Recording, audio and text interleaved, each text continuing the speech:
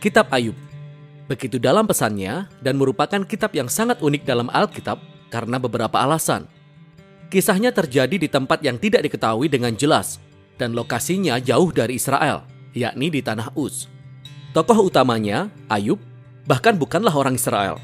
Dan penulis yang tanpa nama tidak mencatat kisah ini dalam periode sejarah yang jelas. Namun sepertinya hal ini sengaja dilakukan. Sepertinya penulis tidak ingin perhatian kita dialihkan oleh pertanyaan-pertanyaan historis. Sebaliknya, dia ingin kita fokus kepada kisah Ayub dan kepada pertanyaan-pertanyaan yang muncul akibat penderitaan yang dialaminya. Kitab Ayub memiliki desain sastra yang sangat jelas. Kitab ini dibuka dan ditutup dengan prolog naratif singkat dan kemudian epilog. Bagian tengah kitab ini syarat dengan puisi Ibrani yang menyuguhkan percakapan antara Ayub dengan 4 lawan bicara yang disebut dengan sahabat-sahabat. Percakapan ini kemudian diakhiri dengan serangkaian pidato puitis yang disampaikan oleh Allah kepada Ayub. Mari kita gali dan lihat bagaimana semua ini berlangsung. Prolog memperkenalkan kita kepada Ayub dan kita dapati bahwa ia tidak bercacat celah. Seseorang yang hidup benar dan menghormati Allah. Dia orang yang sangat baik. Kemudian tiba-tiba kita digiring ke alam sorgawi dan Allah sedang mengadakan pertemuan dengan sidangnya. Itu adalah sebuah gambaran yang lumrah dalam perjanjian lama yang menggambarkan bagaimana Allah menjalankan dunia ini. Dan di antara penghuni sorga terdapat satu sosok yang bernama Setan, yang dalam bahasa Ibrani berarti penuduh atau pendakwa. Seolah-olah kita sedang menyaksikan kejadian di ruang pengadilan. Allah menggambarkan Ayub sebagai sosok yang hidup benar, dan kemudian si pendakwa menantang kebijaksanaan Allah tentang pemberian hadiah kepada orang-orang benar seperti Ayub. Setan berkata bahwa satu-satunya alasan mengapa Ayub sangat taat kepada Allah adalah karena Allah telah memberkatinya dengan kemakmuran. Izinkan Ayub untuk menderita, maka kita akan tahu apakah dia sungguh-sungguh hidup benar. Dan Allah setuju untuk membiarkan si pendakwa menimbulkan penderitaan pada Ayub. Di titik inilah biasanya kita akan mulai bertanya-tanya, apa? Mengapa Allah melakukan itu? Dan kemudian kita berasumsi bahwa kitab ini akan menjawab pertanyaan tersebut. Mengapa Allah mengizinkan orang baik menderita? Namun seiring kita terus membacanya, kitab ini tidak menjawab pertanyaan itu. Sama sekali tidak ada bagian yang menjawab pertanyaan itu. Bagian prolog membentuk pertanyaan sesungguhnya yang coba diangkat oleh kitab ini. Pertanyaan tentang keadilan Allah dan apakah Allah menjalankan alam semesta berdasarkan prinsip keadilan mutlak. Dan tanggapan atas pertanyaan-pertanyaan itu muncul di bagian akhir kitab ini, bukan di bagian awal. Alasan utama mengapa Ayub menderita tidak pernah terungkap. Jadi bagian prolog ditutup dengan Ayub yang sedang menderita dan bingung karena ditegur istrinya dan dikunjungi oleh 3 sahabatnya yang mencoba membagikan hikmat dan nasihat. Mereka adalah Elifas orang Teman, Bildad orang Suah, serta Sofar orang Naamah. Mereka semua bukan orang Israel, sama seperti Ayub. Mereka menyuguhkan pola pikir terbaik dari orang timur dekat kuno mengenai Allah dan penderitaan manusia. Ini membawa kita pada bagian utama kitab ini. Pertama, Ayub berbicara. Beginilah bagian dari kitab ini berlangsung. Pertama-tama, Ayub berbicara kemudian ditanggapi oleh salah satu sahabatnya. Lalu Ayub menanggapi sahabatnya itu, dan kemudian sahabat yang lainnya akan menimpali tanggapan Ayub dan seterusnya. Mereka bersahut-sahutan sampai 3 putaran. Dan perdebatan ini berfokus pada 3 pertanyaan ini. Apakah Allah benar-benar memiliki karakter yang adil? Dan apakah Allah menjalankan dunia ini berdasarkan prinsip keadilan mutlak? Jika demikian, bagaimana penderitaan Ayub bisa dijelaskan? Seperti yang akan kita lihat, Ayub dan sahabat-sahabatnya, mereka berpikir berdasarkan asumsi tentang seperti apakah seharusnya keadilan Allah di dunia itu. Artinya bahwa segala sesuatu yang terjadi di alam semesta seharusnya dijalankan sesuai dengan prinsip keadilan mutlak. Jadi jika seseorang itu bijaksana, orang baik-baik dan menghormati Allah, maka hal-hal baik akan terjadi padanya. Allah akan membalas kebaikannya. Namun jika seseorang itu jahat dan bodoh dan melakukan dosa, hal buruk akan terjadi padanya. Allah akan menghukumnya. Nah, pendapat Ayub yang terus-menerus diungkapkan adalah ini. Pertama-tama, bahwa dia tidak bersalah. Itu berarti penderitaannya bukan merupakan penghukuman dari Allah. Sekarang kita tahu dari prolog, kedua hal ini benar adanya. Ingat Allah sendiri mengatakan bahwa Ayub hidup benar dan tidak bersalah. Lalu Ayub mengakhiri pendapatnya dengan memberikan tuduhan kepada Allah. bahwa Allah tidak menjalankan dunia ini berdasarkan keadilan. Atau lebih buruk lagi, Allah itu memang tidak adil. Di sisi lain, sahabat-sahabat Ayub memiliki pendapat yang berbeda. Mereka berpendapat bahwa Allah itu adil. Itu artinya, Allah selalu menjalankan dunia sesuai keadilannya dengan cara seperti ini.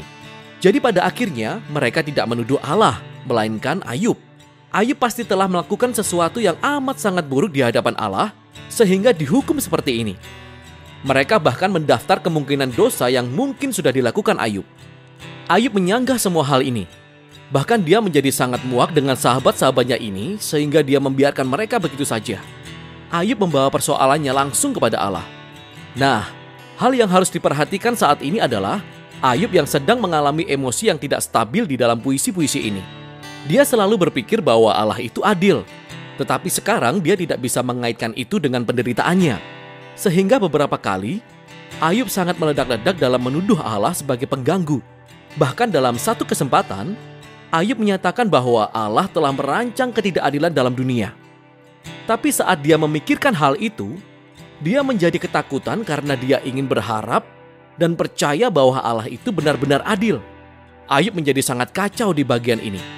Lalu Ayub membuat pernyataan terakhir tentang ketidakbersalahannya. Dan dia menuntut agar Allah menemuinya secara pribadi dan menjelaskan semuanya. Di titik inilah seorang sahabat yang mengejutkan datang. Elihu orang Bus. Dia bukan orang Israel tetapi memiliki nama Ibrani. Elihu memiliki pendapat yang sama dengan Ayub dan sahabat-sahabatnya. Elihu berpendapat bahwa Allah itu adil. Dan hal itu menyiratkan bahwa Allah selalu menjalankan alam semesta berdasarkan keadilan. Tetapi kemudian Elihu menarik sebuah kesimpulan yang lebih kompleks tentang mengapa orang-orang baik menderita. Kemungkinan hal itu bukan merupakan hukuman atas dosa di masa lalu. Mungkin Allah mengizinkan penderitaan sebagai suatu peringatan untuk menghindarkan seseorang berbuat dosa di masa depan. Atau mungkin Allah memakai rasa sakit dan penderitaan untuk membangun karakter atau mengajarkan pelajaran yang berharga. Elihu tidak mengatakan bahwa dia mengetahui alasan Ayub menderita. Namun satu hal yang pasti, dia meyakini bahwa Ayub salah dengan menuduh Allah tidak adil. Ayub bahkan tidak menanggapi Elihu dan percakapan itu berakhir. Sepertinya hikmat orang-orang kuno sudah dihabiskan dan misterinya tetap ada. Kemudian secara tiba-tiba Allah datang dalam rupa angin puyuh. Dan dia menanggapi Ayub secara pribadi. Pertama-tama, Allah menanggapi tuduhan-tuduhan Ayub bahwa Allah tidak adil dan tidak cakap dalam menjalankan dunia ini. Jadi Allah mengajak Ayub untuk berjalan mengelilingi alam semesta dan Allah mulai mengajukan segala pertanyaan kepada Ayub tentang keteraturan dan asal mula alam semesta. Apakah Ayub pernah mendampingi Allah ketika dia menciptakan dunia dan mengatur bintang-bintang? Apakah Ayub pernah memerintahkan matahari untuk terbit atau mengatur cuaca? Allah menaruh perhatiannya pada detail-detail yang ada di dunia yang bahkan tidak pernah dipahami oleh Ayub. Kemudian Tuhan mulai membahas detail yang menggambarkan kebiasaan merumput kambing gunung dan bagaimana rusa melahirkan, atau pola makan singa dan keledai liar. Apa maksud semua ini? Ingat asumsi Ayub dan sahabat-sahabatnya tentang bagaimana seharusnya bagi Allah untuk menjalankan dunia ini sesuai keadilan. Di balik asumsi tersebut adalah asumsi yang lebih dalam, yaitu bahwasanya Ayub dan para sahabatnya memiliki perspektif yang cukup luas tentang kehidupan untuk membuat klaim tentang bagaimana seharusnya Allah menjalankan dunia ini. Dan tanggapan Allah melalui perjalanan ini membongkar semua asumsi itu. Pertama-tama, ditunjukkan bahwa alam semesta sangat luas, tempat yang kompleks dan mata Allah tertuju kepada segala sesuatu yang ada di dalamnya, setiap detailnya. Di sisi lain, Ayub hanya memiliki sudut pandang yang sempit dalam kehidupannya. Pandangannya atas dunia ini sangatlah terbatas, sehingga apa yang tampak sebagai ketidakadilan bagi Ayub harus dilihat dari sudut pandang dan konteks yang jauh lebih luas.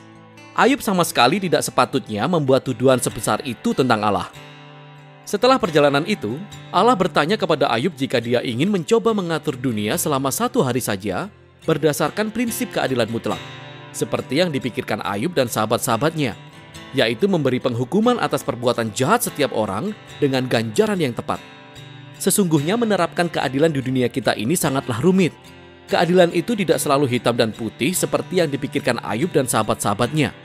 Yang membawa pada poin terakhir Allah. Allah mulai menggambarkan 2 makhluk yang luar biasa, yaitu Behemoth dan Lewiatan, yang oleh orang-orang dianggap sebagai gambaran puitis dari kuda Nil dan buaya. Kemungkinan besar, Mereka mengacu pada makhluk terkenal dari mitologi timur dekat kuno yang digunakan di bagian lain dalam Alkitab sebagai simbol kekacauan dan bahaya yang ada di dunia baik milik Allah. Makhluk-makhluk ini tidaklah jahat. Sesungguhnya Allah bangga kepada mereka. Namun mereka juga tidak aman. Intinya adalah dunia milik Allah sungguh luar biasa dan sangat baik. Namun tidaklah sempurna atau selalu aman. Dunia milik Allah memiliki keteraturan dan sangat indah, tetapi juga liar dan terkadang berbahaya. Sama seperti dua makhluk yang luar biasa ini. Sehingga kita kembali pada pertanyaan besar tentang penderitaan Ayub. Mengapa ada penderitaan di dunia milik Allah? Entah karena gempa bumi atau binatang buas, atau dari sesama manusia. Allah tidak menjelaskan alasannya. Yang dikatakan Allah adalah bahwa kita hidup di dunia yang sangat kompleks, dunia yang luar biasa, yang pada tahap ini setidaknya tidak dirancang untuk mencegah penderitaan. Dan itulah tanggapan Allah. Ayub menantang keadilan Allah. Allah menanggapi bahwa Ayub tidak memiliki pengetahuan yang cukup memadai tentang alam semesta untuk membuat klaim seperti itu. Ayub meminta penjelasan penuh dari Allah, dan yang diminta Allah adalah supaya Ayub percaya pada hikmat dan karakternya. Dan Ayub pun menanggapi dengan kerendahan hati dan penyesalan. Dia memohon pengampunan karena telah menuduh Allah dan mengakui bahwa dia telah bertindak melampaui batas. Kemudian tiba-tiba kitab ini diakhiri dengan sebuah epilog singkat. Pertama-tama, Allah mengatakan bahwa sahabat-sahabatnya salah, bahwa gagasan mereka tentang keadilan Tuhan itu terlalu sederhana, tidak sesuai dengan kompleksitas dunia atau hikmat Allah. Dan kemudian Allah berfirman bahwa Ayub telah berbicara dengan benar tentang dia. Ini sangat mengejutkan, karena tidak bisa diterapkan pada semua hal yang telah Ayub katakan. Maksud saya, kita tahu Ayub menarik kesimpulan yang terburu-buru dan salah. Namun Allah tetap menerima pergumulan Ayub. Bagaimana Ayub datang dengan jujur di hadapan Tuhan dengan segala emosi dan rasa sakitnya dan hanya ingin berbicara kepada Tuhan sendiri. Dan Tuhan mengatakan itu cara yang benar untuk memproses semua ini, yaitu melalui perjuangan doa. Kitab ini ditutup dengan pemulihan atas kesehatan, keluarga, dan kekayaan Ayub. Bukan sebagai upah atas sikapnya yang baik, namun sebagai bentuk kemurahan hati Allah. Dan itulah akhir kitab Ayub. Jadi kitab Ayub tidak memecahkan teka-teki tentang mengapa hal-hal buruk terjadi pada orang-orang baik. Namun kitab ini mengundang kita untuk percaya pada hikmat Allah ketika kita menghadapi penderitaan dan bukan malah mencari alasan mengapa semua itu terjadi. Ketika kita mencari alasan, kita cenderung menyederhanakan Tuhan, seperti sahabat-sahabat Ayub, atau seperti Ayub, menuduh Allah hanya berdasarkan bukti-bukti yang terbatas. Jadi, kitab ini mengundang kita untuk secara jujur membawa penderitaan dan kesedihan kita kepada Allah dan percaya bahwa sesungguhnya Allah peduli dan Dia tahu apa yang sedang dilakukannya. Dan itulah isi kitab Ayub.